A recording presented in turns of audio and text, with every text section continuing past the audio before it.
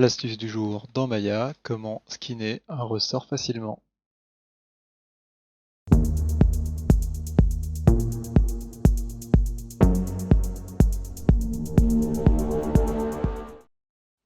La première étape, c'est bien sûr de partir d'un ressort. Donc, si on n'a pas déjà notre ressort, on peut simplement faire majuscule clic droit et utiliser ici le petit outil Helix qui va nous permettre de rentrer les spécificités de notre ressort.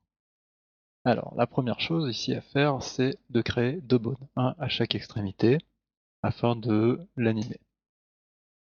Donc je vais me placer dans une vue orthogonale sur le côté, et ici dans le menu, je vais choisir Rigging, puis Skeleton et Create Join. Alors j'appuie sur X pour m'accrocher à la grille ici, nous voici, et je quitte avec W. J'ai créé deux bones, ils sont ici, parents et enfants. Étape suivante, on va accrocher notre skin mesh avec notre squelette. Pour ce faire, toujours dans le menu Rigging, on va aller dans Skin ici et Bind Skin. Voilà les options que j'ai utilisées. Voyons ce que ça nous a fait. Donc si je déplace mon bone, on voit que la géométrie suit, mais pas du tout d'une façon appropriée. L'influence de ce bone sur les points de la géométrie n'est pas suffisamment régulière pour que ça ressemble à un vrai ressort. Alors voyons comment ça se passe.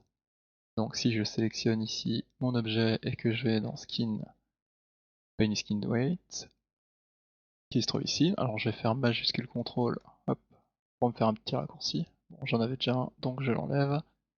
Et donc cet outil se retrouve là. Si je regarde mon joint 2 ici, on voit qu'il a très peu d'influence sur l'ensemble du ressort, alors que mon joint 1 en a beaucoup trop. Nous on aimerait un beau dégradé entre les deux. Comment faire? Alors en théorie, ce qu'on aimerait, c'est avoir chaque loop du ressort un petit peu, enfin beaucoup skinné à ce côté-ci, dans le cas du haut, et un tout petit peu à celui-là. Et puis chaque fois qu'on va avancer, elle est de plus en plus avec une influence importante vers le deuxième. Mais si on fait ça à la main, ça demanderait énormément de temps. Heureusement, il y a une façon simple de contourner le problème. Donc on va commencer par créer un plan. Ce plan, on va le mettre verticalement comme notre ressort, et on va enlever ces subdivisions.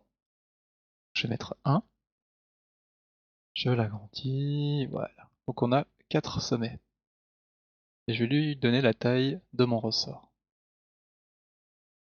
Je vais freeze transformer pour éviter d'avoir ici des valeurs. Alors ça c'est un raccourci perso que je me suis mis, mais vous pouvez le retrouver ici, freeze transformation. Pourquoi avoir créé un plan?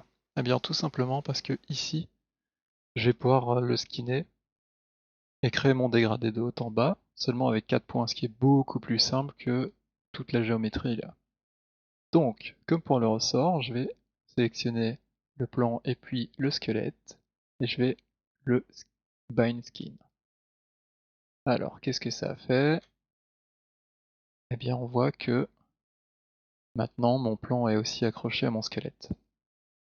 Malheureusement, les influences sont pas correctes. Donc, ce que je vais faire, c'est sélectionner ici ma face, la convertir en sommet, et puis aller dans l'outil de peinture d'influence. Je choisis par exemple mon joint 1, je vais mettre en Pen Select pour peindre sur les objets sélectionnés. Je retourne dans mon joint 1 parce que malheureusement ça se désélectionne, et ici je vais mettre une valeur à 1. Donc maintenant tout est attaché au joint 1. Et pour créer mon dégradé, je vais juste prendre les points du bas maintenant. Voilà. Là je vais aller dans le joint 2 et lui mettre aussi 100% d'influence. Et maintenant on voit que au-dessus c'est noir et en dessous blanc sur le joint 2 et l'inverse. Donc là j'ai un dégradé parfait. Et ce qui me reste maintenant à faire, c'est simplement le transférer de ma plaque à mon ressort. Dans Maya, il y a un outil qui est prévu pour ça. Donc on sélectionne la source et puis la cible, et puis dans Skin ici, on peut faire un Copy Skin Weights. Là, il y a plusieurs options disponibles. Alors, ce qu'on doit faire ici, c'est cocher la première, choisir ces 3 options. Faut faire attention aussi quand on copie à la position. Donc si mon plane avait été à la moitié, bah forcément il n'aurait pas pu copier sur l'entièreté. Là je fais un apply. A priori ça n'a rien fait, on voit rien. Par contre maintenant si je resélectionne ma spire et que je vais dans mon outil de skinning, eh bien vous voyez, j'ai un beau dégradé. Alors là on a l'impression que c'est bon, c'est super, on va essayer une animation, mais il y a encore une subtilité. C'est parti pour la petite anime de test. Imaginons je prends mon bone d'en bas, je fais S pour placer une clé au début et une à la fin. Et je vais ici au milieu par exemple contracter mon ressort. Et là je vois qu'en fait ça n'a pas tout à fait fait ce que je pensais puisque mes spires se sont en même temps écrasés. Et ça c'est pas vraiment le but. Heureusement il y a une petite seconde astuce pour arriver à résoudre ce problème. On va aller se placer sur un des 2 joints qui sont là. Et on va choisir de faire un smooth. Donc je me passe en paint et ici je vais cocher smooth. Avec une opacité de 1 et puis je vais flood. Et on voit déjà que ça grossit un peu. On va faire ça une dizaine de fois. Et voilà. Maintenant, quand je joue mon anime, on voit que mes spires se contractent et s'étendent bien, tout en gardant leur volume. Et ça, c'est exactement ce qu'on voulait. Du coup, on est super content et ça a pris 5 minutes. Du coup, ce plan-là, on n'en a plus vraiment besoin, donc on peut le supprimer. Finalement, c'était juste pour la construction.